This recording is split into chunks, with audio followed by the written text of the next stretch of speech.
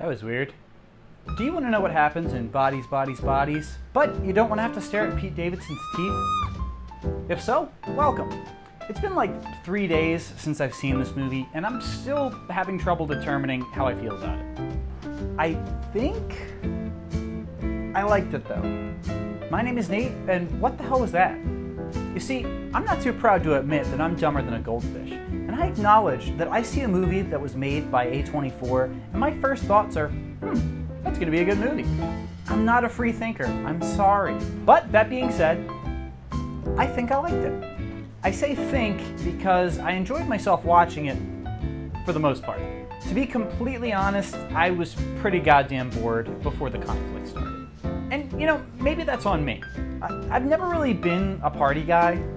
Like, the only actual party I ever went to was at a friend's house in high school, and I was so uncomfortable that I just sat in a recliner and slept through like the whole thing. And now, when I do have any kind of get-together, it usually involves at least one game of Settlers of Catan and potentially me giving some kind of history lesson. All that being said, I get it's supposed to be satire, but the whole party setting is just so unappealing to me. I also have some feelings about the end of the movie, but I'll keep my mouth shut and we can talk about that later. I also didn't mention this in the last video, but just so you know, spoiler warning. I'm going to talk about the entirety of this movie, and now that you've heard my half-baked, non-spoiler thoughts, proceed at your own risk.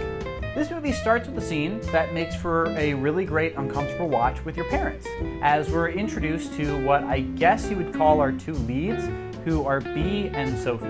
After the two make out in the woods for some reason, they plan on heading to a giant mansion where Sophie's childhood friend David lives, and there's going to be a party where they're all going to bunker down for an incoming hurricane. And Bea is super nervous that they won't like her. Pretty much everyone in this movie except for Bea is supposed to be super rich. They show up, and as they start to walk to the house, Bea goes back to the car to fix her makeup, and she uses the mirror in the passenger visor. And she forgets to close it, which leaves the lights on, which I'm sure won't come up again. They find the group at the pool, and everyone is actually really surprised to see Sophie, and therefore Bea. And we learn that Sophie has kind of been missing from the friend group for some time now. Despite that, all the friends greet each other, albeit passive-aggressively in some cases, and they all get introduced to Bea. We have David, Emma, who is David's girlfriend, Alice, Greg, who is noticeably older than everyone else but is Alice's date, Jordan, and while he's not seen here, we're told that Jordan's boyfriend got into a fight with David, and his name was Max, and gave David a black eye, so he left. After everyone's been introduced, they decide to have some champagne, and Greg uses a sword to open the bottle in a very grandiose display, and we learn that Sophie is sober, which shocks the rest of the gang. Except for Bea, I guess.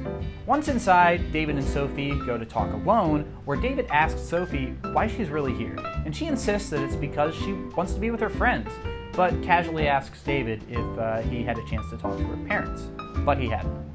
Secrets, secrets! Everyone but Sophie drinks and/or does drugs as the storm begins, and after some more passive-aggressive glancing and some suggestive dancing, they decide to play a game called Bodies, Bodies, Bodies, which is kind of like Werewolf. And it's kind of like Among Us.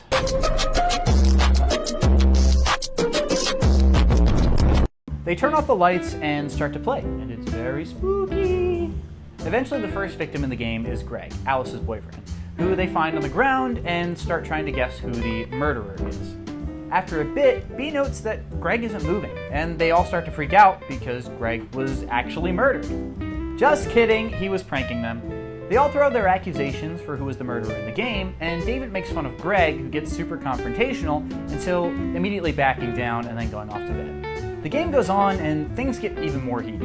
It comes out that Max, who, if you recall, got into a fight with David and is Jordan's boyfriend, got into the fight with It pretty much turns out that everybody has problems with everyone.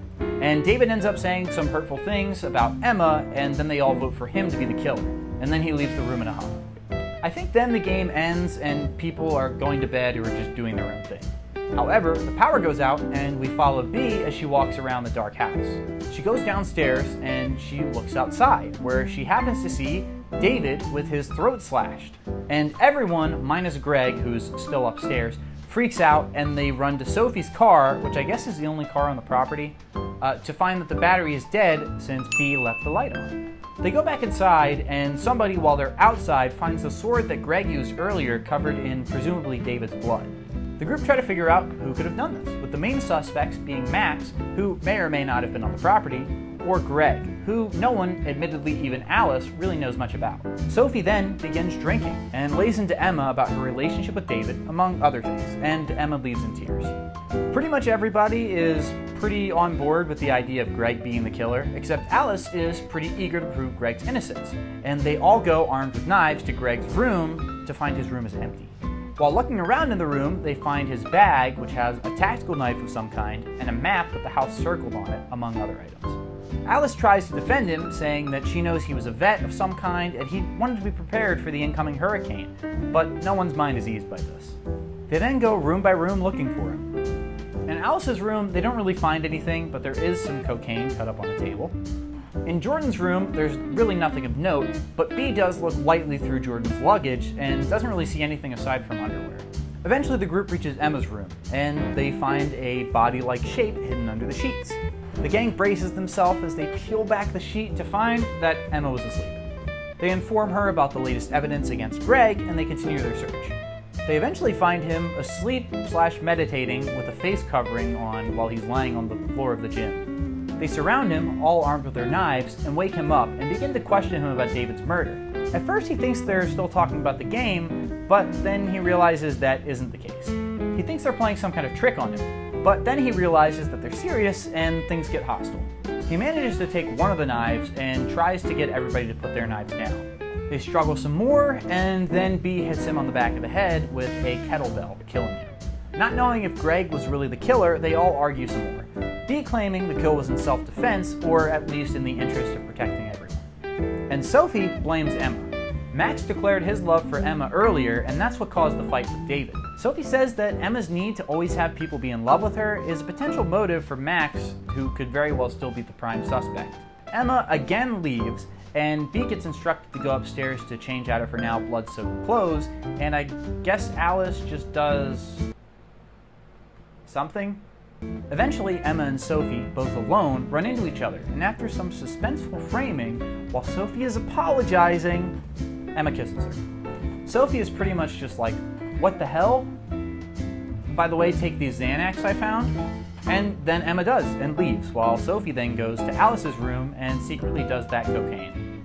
Not long after, Alice is walking around the house and finds Emma's dead body at the bottom of the staircase from what looks to be a serious fall. Everyone hurries to the scene, and shortly thereafter, they start blaming each other for pushing Emma down the stairs. Now, B this whole time has been pretty quiet, and Jordan says how suspicious of her she really feels, noting that when she got changed, she put on makeup, which is kind of a weird thing to do when everyone is potentially being hunted down. Apparently, she did some sleuthing and found out that there was no one by her name that graduated from the University of Utah, where I guess B said that she went. In the graduating class of that year, she supposedly graduated. And maybe something to do about her job too, I don't really remember. Sophie is unsure of what to believe, and as B tries to explain herself, Alice and Jordan grab her and throw her out of the mansion into the storm. B, out of desperation, goes back to Sophie's car where she eats a snack. I'd also like to say for this video, thank God that I saw this with Mike, co-host of our podcast, by the way, you should go check it out, who is a person with a functioning brain. So when B is in the car, she's seen holding a pair of underwear that we can recognize as the matching pair to Jordan's that we saw earlier. I am dumb, and I misinterpreted this as B is actually a creep and stole Jordan's underwear earlier, and maybe she actually isn't as innocent as she seems. But Mike pointed out that it's actually something completely different that I'll get to in a second. Anyway, B then goes back to the house trying to find a way back in, and she sees through the window that Jordan has a gun. B then goes on to explain that she did go to college, but she had to drop out to take care of her mom, who had borderline personality disorder. She also says something about how she did work at the place that she said she did, but the store shut down and she didn't tell Sophie out of embarrassment of being unemployed. And instead, when she was supposedly working, she was just hanging out in the food court at the mall. Sophie seems understanding of all this, which causes Jordan to snap, revealing the gun that was hidden behind a pillow, or something. She still thinks that B is the killer, and she says that Sophie is actually a terrible person who is only trying to get back into the friend group because her parents cut her off for money when she went to rehab. and she hopes to get back into her parents' good graces by doing something with her friends. I don't know. She goes further and says all these different ways that Sophie has been selfish to her, and tells Bee that Jordan and Sophie had sex in Sophie's car during Bee and Sophie's relationship. Remember the underwear. Jordan tells Bee to check Sophie's text for all the proof that she needs, while Sophie fires back that Jordan actually hates Alice. Alice then starts hurling insults Jordan's way until Jordan's had enough and shoots Alice in the shin. They all try to wrestle the gun away from Jordan, but while they're doing that, Jordan accidentally shoots and then kills Alice. Bee and Sophie cautiously approach Jordan, and eventually they get into a struggle with Bee pushing Jordan over the railing to the floor below, where Jordan fires a few more shots before saying, "Check the messages," and then dying because she fell on a glass table. Sophie and Bee, unsure whether there's still a killer on the loose or not, hide together. But Bee becomes more and more distrustful of Sophie, running away and then hiding for the rest of the night alone as Sophie searches for her. The morning comes and Bee makes it outside by the pool, where Sophie comes up behind her and then hugs her, breaking into tears, confessing that she relapsed. Not only that, but she had also given Emma pills and then saw Emma fall down the steps after taking said pills. Bee is not sold on this narrative though, and she takes the gun that she grabbed at some point, I don't really remember, and then demands that Sophie shows her her texts. After a moment's hesitation, she throws the phone and the two struggle for it and then eventually fall into the pool. Bee is able to get out of the pool and then races towards the phone, but when she grabs the phone, she realizes that it's actually David's phone. That distracts them enough that they unlock it, and then they find a TikTok that David was filming of himself playing with the sword, trying to do the trick that Greg did where he opened the champagne bottle and he accidentally slits his own throat. As they sit there in shock, Max shows up and asks what happened. But before they can answer, Bee notices that once again her cell phone has reception and the movie ends. Overall, I do think this is a pretty good movie. The end is a little iffy for me, and like I said, the setup is nothing really special from my perspective. But the bulk of the rising action of this movie is very entertaining, and I think well done. It's a great story about paranoia and is kind of reminiscent on The Monsters Are Due on Maple Street. One thing I really like that sets it aside from The Monsters Are Due on Maple Street, though, is the relationship between characters. Now, to be fair, I haven't seen that Twilight Zone episode in quite some time, but if memory serves, it's about a community that is, prior to the conflict of the episode, a very peaceful and healthy community that's corrupted by paranoia. But in Bodies, Bodies, Bodies, from the moment these characters start interacting, there's very vitriolic relationships that have very pleasant masks on them that get ripped away due to paranoia. And if I'm wrong, and that's also the case in The Monsters Are Due on Maple Street, whatever, it still makes for a good story. I can't really say anything of value from the intro aside from it's just not for me, but the end just kind of rubbed me the wrong way. And not because there turns out to be no killer, except Bee. She totally killed Greg. But because I just hate the reveal being a not very funny punchline. Like, it was literally something that I said to Mike halfway through the movie as a bit. I get that it's a comedy horror movie to some extent, but I just didn't like that. I think it would have been interesting to have David actually killed by maybe Max or something, and then that sparks a chain reaction, which then the movie plays out the way that it did. Or you could even just leave the viewer wondering. Ambiguity is nice. Clearly, Sophie's credibility is being drawn into question at the end, so maybe it could be up to the viewer to decide who did it or what happened.